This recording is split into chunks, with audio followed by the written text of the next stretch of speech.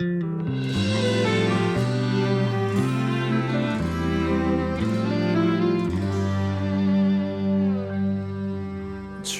말씀하시면 내가 나가리다. 할렐루야, 성도 여러분 반갑습니다. 김 목사와 함께하는 성경 이야기 시간입니다. 오늘은 신약 8번째 시간으로요, 산상수훈 팔복 5번째에서 7번째까지 이야기를 하려고 합니다. 오늘 말씀 마태복음 5장 7절에서 9절 말씀을 제가 읽어드리겠습니다.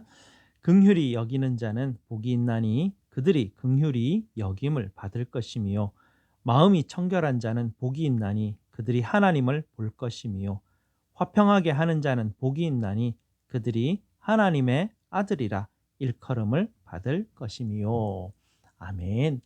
우리가 지난 한 달 동안 예수님께서 말씀하신 팔복의 앞부분 4가지를 살펴보았습니다. 오늘은 5번째에서 7번째까지 말씀을 요약해서 말씀드리고요, 다음 주는 마지막 8번째를 말씀드리겠습니다. 자, 그러면 5번째, 긍휼히 여기는 자에 대해서 살펴보겠습니다. 우리 한국 사람들은요, 불교에서 말하는 자비를 베풀면 복을 받는다라는 그런 정서들을 좀 가지고 있습니다. 그래서 이 5번째에 있는 이 긍휼히 여기는 자라고 할 때 이 자비를 베풀고 다른 사람을 도와주는 사람이 복을 받는다라는 이런 느낌으로 이해하기가 좀 쉽습니다. 그러나요, 우리 주님께서 오늘 팔복 말씀에서 긍휼히 여기는 자에 대해 언급하실 때 우리가 이렇게 익숙하게 알고 있는 그런 복에 대한 개념과는 좀 다른 의미를 가지고 예수님은 말씀하셨습니다. 예수님이 오늘 이 팔복 말씀에서 긍휼이라고 말할 때는요, 이 긍휼은 용서와 관계가 있습니다. 그리고 우리가 알듯이 용서는요, 빚진 사람이 탕감받는 것과 관계가 있죠. 긍휼히 여기는 자의 의미에는 이미 우리가 1만 달란트 빚진 자라는 그런 의미가 포함되어 있습니다. 그리고 그 모든 1만 달란트의 빚을 크게 다 탕감받았던 너무나 큰 은혜를 받은 우리이고요. 그런 큰 은혜를 받았기 때문에 나에게 빚진 친구, 100데나리온을 빚진 그 친구를 탕감해 줄 수 있는 그런 사람이 되었다는 그런 의미가 바로 이 긍휼히 여기는 자에 들어 있습니다. 예수님을 구주로 영접한 사람들이 바로 이 은혜를 깨달은 사람들인데요, 우리는 아무것도 한 것이 없지 않습니까? 그런데 이미 엄청난 긍휼의 은혜를 받은 사람이 되었습니다. 그래서 예수 믿는 사람이 복되다는 것이죠. 예수 믿는 사람이 바로 이 긍휼히 여김을 이미 받은 사람으로서 또 다른 사람에게 긍휼히 다른 사람을 여길 줄 아는 사람이 되었기 때문에 예수님을 믿는 사람들은 복되다라고 예수님께서 오늘 말씀에서 우리에게 가르쳐주고 있습니다. 세상에는요, 이 억울한 일을 당하는 사람들이 많이 있지 않습니까? 그런데 그렇게 억울한 일을 당하는 사람들은요, 자기가 당한 일이 전부라고도 생각하고 있기 때문에 참 용서하기가 어렵습니다. 이 마음에 미움을 품고 살아가게 되는데요, 사실은 미움을 마음에 품고 살아간다는 것은 독을 품고 살아가는 것과 마찬가지입니다. 그렇기 때문에 이런 어떤 마음의 미움을 품고 살아가는 것은 우리의 영혼까지 망가지게 되는 그런 결과를 낳게 되죠. 그러나 복 있는 사람은요, 내 마음에 용서하지 못하고 또 내 마음에 품고 있는 미움을 떨쳐내는 그런 사람이 바로 이런 복 있는 사람입니다. 바로 그 복 있는 사람이 우리가 얼마나 너무나 큰 빚을 탕감받은 사람의 너무나 큰 빚을 탕감받은 그 사실에 늘 감사하는 사람 아니겠습니까? 그래서 그 마음에 용서하지 못하는 그런 미움이 더 이상 자리 잡지 못하는 사람, 그 사람이 바로 복 있는 사람이라고 예수님이 말씀하시는 것입니다. 성도 여러분, 예수님을 알되 더 깊이 알고 더 깊이 경험하시기 바랍니다. 여러분 마음에 얼마나 큰 용서의 빛이 이미 들어와 있는지 그것을 여러분이 발견하신다면 여러분의 마음은 한없이 여러분 큰 그 하나님의 은혜 바다를 경험하게 될 것입니다. 그러나 여러분이 이 엄청난 하나님의 이 긍휼하심, 이 은혜를 깨닫지 못하고 여전히 미움과 용서하지 못하는 그 마음을 버리지 못한다면 복을 가지고 있으면서도 여러분은 그 복을 누리지 못하는 어리석은 사람이 되는 것입니다. 그러니 성도 여러분, 아버지께서 주시는 이 긍휼한 자의 복을 받으시고 이 복을 누리시는 여러분 되시기를 축복드립니다. 여섯 번째는요, 이 마음이 청결한 자입니다. 예수님 당시 유대인들은요, 이 청결이라는 주제가 굉장히 중요한 주제였습니다. 유대인들에게 율법을 가르치는 교과서 같은 책이 있는데요. 이 미시나라는 책입니다.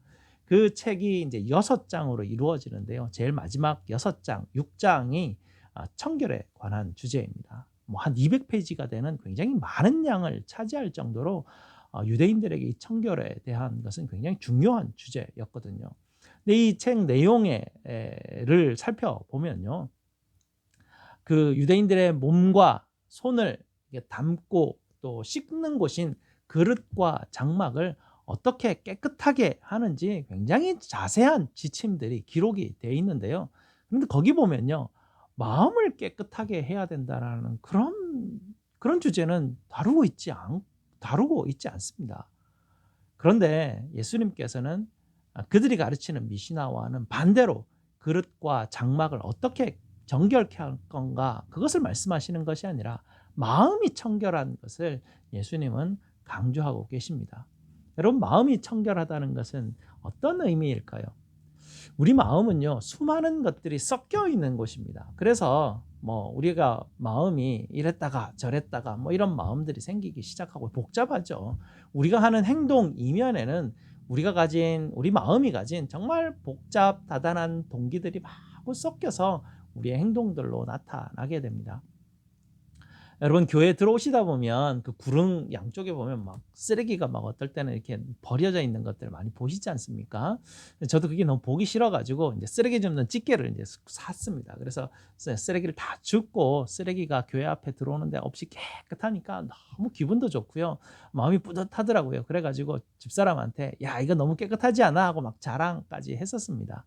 그런데 다음날 교회 들어오는데 또 커다란 박스 하나가 막 앞에 내동길고 또 막 쓰레기가 막 이렇게 이게 바람에 불려서 막 날아오고 그런 모습들을 보니까 참 마음이 또 이렇게 낙심되기도 하고, 이거 뭐 주워도 끝이 없구나, 뭐 이런 생각이 들기도 했습니다. 그런데 우리 마음이 꼭 이와 같습니다. 아무리 깨끗하게 하려고 해도 매일매일 더러워지고 끝이 없이 이게 되는 건가? 그러니 이 마음이 청결한 자가 복을 받는다는데, 야, 나는 이 마음이 평생 이게 청결해질 수 있을까 생각을 하게 되는데요. 그런데요, 그렇지가 않습니다. 예수님을 구주로 모시고 성령 하나님이 여러분 마음 안에 들어와, 성령 하나님이 그 마음에 들어와 거하는 바로 그 사람은요, 점차로 마음의 청결함을 가지게 됩니다. 예수님을 구주로 영접한 사람은요, 왜냐하면 예수님을 구주로 영접한 사람은요, 더 이상 자기 속에 흘러 들어오는, 이게 막 떠다니는 쓰레기를 줍는데 시간을 더 이상 쓰지 않습니다. 왜냐하면 더 이상 우리가 할 수 있는 일이 아니거든요. 그래서 쓰레기를 줍고 깨끗하게 되는 것으로 자랑하고 또 그것을 또 사람들한테 관심받고 싶어 하고, 그런데 관심을 기울이는 것이 아니고 이제는 관심 사항이 완전히 바뀌어 버립니다. 예수님을 만나고 예수님의 말씀을 듣고 말씀대로 살아가려고 하는 예수님의 사랑에 푹 잠겨가는 그런 어떤 사람으로 이제 완전히 바뀌어가게 되는 것이죠. 그래서 주님을 알아가면 알아갈수록 그 사랑을, 그 은혜를 깨달으면 깨달을수록 내 안에서 성령 하나님이 계신다는 것을 알고 감사하고 찬양하고 예배하고, 그런데 점점점 시간이 지나다 보면 성령 하나님이 내 마음을 고치고 계신다는 것, 돌과 같이 굳어진 마음을 부드럽게 고치고 계시는 그 모습을 깨닫게 되는 것이죠. 그래서요, 마음이 청결하다는 것은 우리 주님이 나와 함께 하신다라는 그 사실에 내 마음이 오픈되어 있는 것이죠. 열려 있는 것입니다. 그러니 마음의 눈이 열려지니까 천국 보좌와 어린 양을 뵙게 되는 것이죠. 그렇게 예배하는 사람이 되는 것입니다. 이것이 바로 우리에게 주어진 복이라는 것이죠. 7번째는요, 화평하게 하는 자입니다. 이 긍휼히 여기는 자가 용서와 관계되었다고 말씀드렸지 않습니까? 그런데 이 화평하게 하는 자는요, 사랑과 관계가 되어 있습니다. 그 예수님의 희생하심으로 예수님이 우리의 화평이 되어 주셨습니다. 이 말씀이 어디에 있습니까? 에베소서 2장에 있습니다. 그래서 여러분 오늘 말씀이 끝나고 에베소서 2장 11절에서 22절 말씀을 읽으시면 이 우리의 화평이 되신 예수 그리스도, 이것이 바로 7번째 복에 대해서 이야기하고 있다는 것을 여러분 깨달으실 수 있으실 겁니다. 예수님이 화평이 되어 주셔서요, 하나님으로부터 멀어진 우리를 이제는 하나님과 가까이 할 수 있는 특권을 허락해 주셨습니다. 그리고 사람들과 사람들 사이에도 막힌 담이 다 이렇게 담이 막고 있었는데 예수님께서 그 담을 다 허물어 주셔서 이제 서로 연결하여서 하나님의 교회 공동체에서 서로 지어져 갈 수 있도록 그렇게 그 은혜를 베풀어 주셨습니다. 예수님께서 친히 모퉁이 돌이 되어 주셨지 않습니까? 우리가 그 안에서 하나님이 거하실 처소가 되기 위해서 그리스도와 함께 이렇게 지어져 간다고 주님께서 말씀해 주셨습니다. 바로 그 그리스도의 사랑의 터 위에 우리가 그 사랑을 닮아서 그 사랑을 서로 주고 받는 관계가 되는 것이죠. 그래서 화평하게 하는 자가 되는 것입니다. 예수님을 주로 영접하신 여러분은 화평의 복을 이미 받으셨고요, 하나님의 아들이라 불리는 특권을 이미 받으셨음을 여러분 믿으시기, 확신하시기 바랍니다. 여러분, 이렇게 8번 말씀은요, 우리가 천국에 들어가기 위해서 어떤 윤리적 지침을 말하는 것이 아닙니다. 늘 제가 반복해서 강조해 드리고 있는데 이것을 늘 기억하셔야 합니다. 팔복 지침은 우리가 지켜야 될 것이 아니라 오히려 오늘 우리가 살펴본 이 긍휼과 청결과 이 화평은요, 예수님이 주신 그 용서와 사랑의 은혜를 풍성히 받은 사람이 바로 누리는 복이 바로 이 긍휼과 청결과 이 화평의 복인 것입니다. 긍휼을, 청결, 화평은요, 내가 노력해서 얻는 것이 아니라 내 안에 내가 성령 안에서 점차로 누리며 받게 되는 하나님의 복들입니다.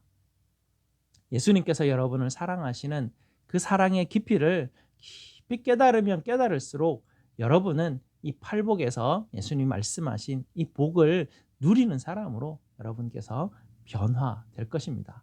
이 모든 복을 누리시는 여러분 되시기를 축복드립니다. 감사합니다. 다음 주에 뵙겠습니다. 내가 지금까지 지내온 것은 주의 은혜라, 주의 은혜라. 지금까지 지내온 것은, 하실 수 있으시겠죠? 내가 지금까지 지내온 것은, 여러분 함께 하시겠습니다. 내가 지금까지 지내온 것은 주의 은혜라, 주의 은혜라. 지금까지 지내온 것은 주의 은혜라, 주의 은혜라, 주의 은혜라. 지금까지 지내온 것은 주의 은혜라, 주의 은혜라, 주의 은혜라. 지금까지 지내온 것은, 좀 더 큰 목소리로 찬양을 했으면 좋겠어요. 내가 이 자리에 서 있는 것은 주의 은혜라. 함께 하시겠습니다. 내가 이 자리에 서 있는 것은 주의 은혜라, 주의 은혜라.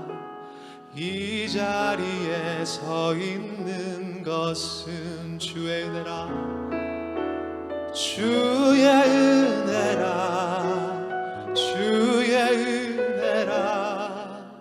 이 자리에 서 있는 것은 주의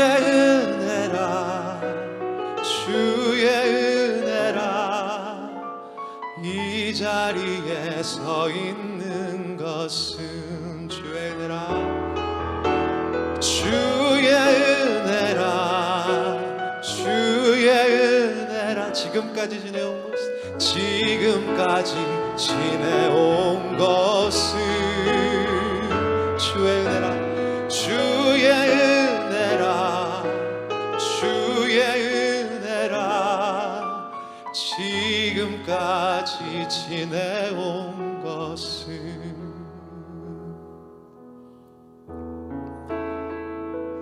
가사가 한 절 더 있어요. 우리 4시에는 2절만 했어요. 내일 7시에는 3절도 하고 싶어요. 그 가사는 내가 하나님을 아버지로 부를 수 있게 된 사실에 대한 감사입니다. 내가 하나님의 자녀된 것은 주의 은혜라 주의 은혜라